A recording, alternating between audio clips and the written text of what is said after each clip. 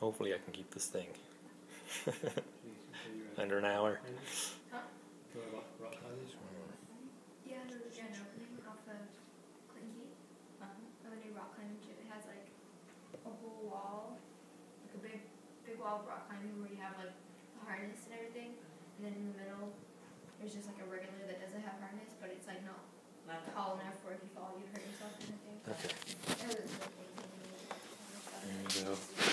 Oh, sure. Audience. They have a whole bunch, but there's one. Rock climbing. But it's just like No, but where's the camera? it's just like regular, you know. Look at the man's And office. that's all they have. Oh, it's on that side. But then there's one like right there. Let me show the audience. I'm like 53 minutes in, 53 seconds in. Okay, I have two there, one there, the camera person, and then I have one there and one there.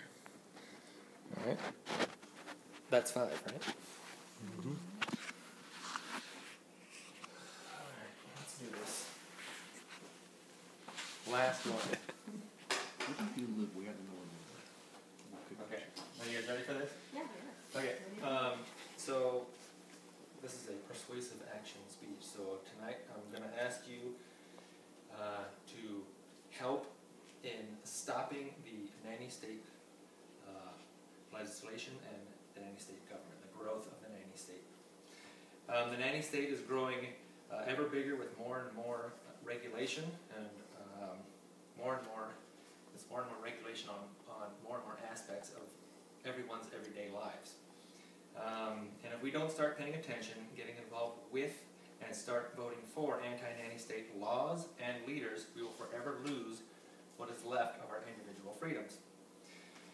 Now, reasonable people understand that in order to have a civil society, we need to have some regulation, we need to have government, we need to have some regulation on certain things. But over the past 5 decades, since the Lyndon Johnson's Great Society, we have, the federal and state governments have run amok with trying to tell Americans how to live their lives, what kind of health care they can get, what kind of foods they should eat or not eat, and worst of all, how we should raise our children, so they're interfering with our rights as parents.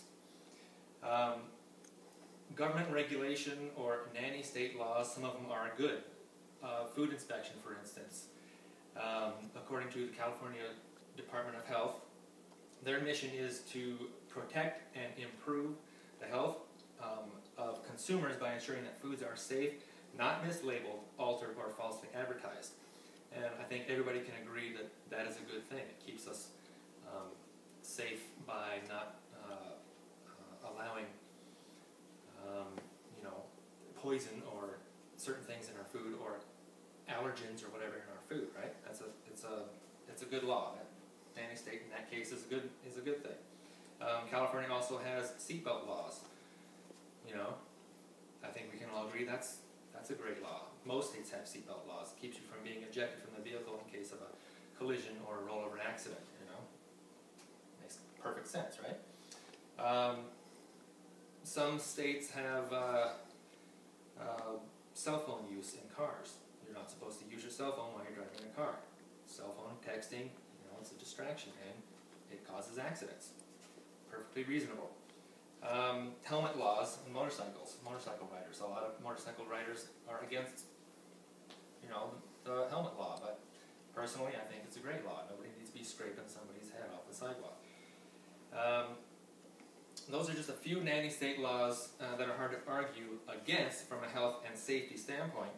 But recently, federal and state governments are venturing further and further into people's right to choose their own path, choose their own health care, choose their own food that they eat, and they're interfering with our rights as parents, again, with our rights, our individual rights. Here's a few examples of nanny state laws that are not about safety at all. It's about control. They want to control people. San Francisco, 2010, they banned toys in Happy Meals. They said it's because they're fighting childhood obesity. Lisa Berdelane of Reuters referenced a lawsuit against McDonald's Corporation in the name of public interest. because if McDonald's didn't stop marketing Happy Meal toys or Happy Meals to kids, they claim that this marketing is harmful to their health. However, as far as I know, kids don't grab the keys of a car and drive to McDonald's and buy themselves Happy Meals. It should be the parent's choice. It's your individual choice as parents whether or not your kid gets a Happy Meal, not the kid. New York, they've also joined the fight against, I guess you would say, bad health and obesity. They decided that restaurants can no longer sell sodas that are more than 16 ounces. In an NBC interview, Mayor Michael Bloomberg claims that his mandate, this is his mandate, not a vote of the people, is what the people want. However, many people in New York are saying the government is reaching too far, and they claim that the government is interfering with their individual rights to choose. They also now in New York have a no salt law. Restaurants are no longer able to have salt shakers on tables. If you want salt, you have to ask for it. And a New York State Assemblyman Felix Ortiz wants to ban all salt in all foods, including the food that's prepared by the restaurant. So no salt in anything.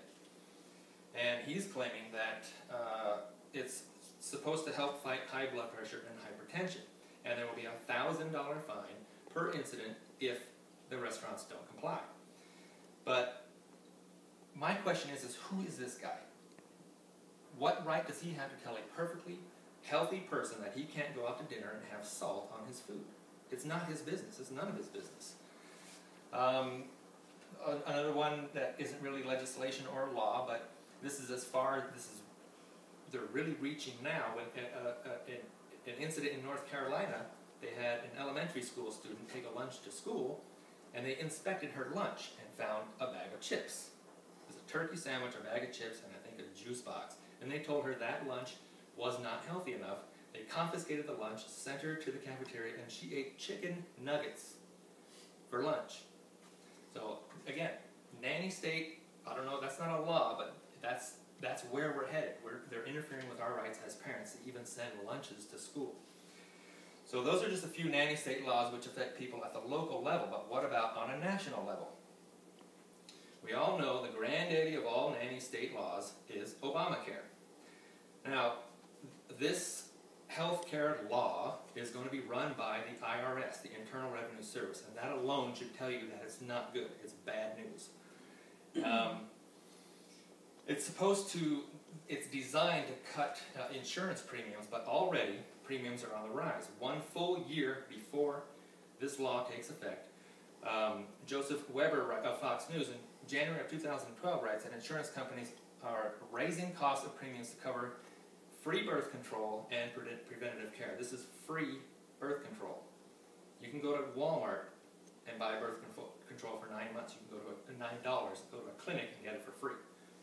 So already a full year before this law takes effect, insurance premiums are on the rise. There will also be an unelected panel who would decide and deem what is acceptable procedures based on a person's ability to pay into the system. Meaning, if you're old or you're invalid and you're not contributing to the system, you're pretty much out of luck. You're not going to receive the health care that you need. And according to Ezekiel Emanuel, he was the health advisor to President Obama. In his Complete Life System, which is written into Obamacare, he writes that the government will provide and reward health care based on the person's social usefulness. So it's in there. You can read it in his allocation of scarce medical services report, and he claims that you're not going to receive health care unless you're socially useful. It's there. Higher premiums on unelected panels are just a symptom of the overall problem, which is that the electorate, the people who elect people to these offices, are not paying attention. We're not listening, or we're just not paying attention to what these people are doing. A perfect example would be 2009, Nancy Pelosi, when the Obamacare debate was raging. She says, and Andrea Simoncic of the Examiner quotes her, she says, "We are going to go through the gate If the gate is closed, we'll go over the gate. If the gate is too high, we'll go over the wall. If the wall is too high, we'll pole vault over the wall. If that doesn't work, we'll parachute in. We are going to pass health care for the American people, for the betterment of the American people. However, Jeffrey Anderson referenced a CNN poll in 2009. He said that 60% of Americans were against this law from the jump. So, Ms. Pelosi's assertions were completely false, because that wall that she's talking about that they're going to go over was built by the American people. We did not want it. So, they passed it anyway.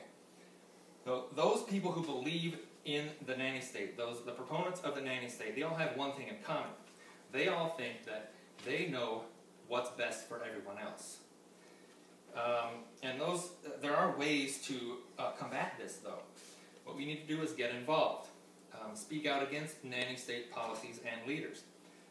Pay attention and don't get complacent. You cannot sit there and think that this law over here won't affect me. That's only, anti-smoking laws. That won't affect me, but in an indirect way, it will affect you.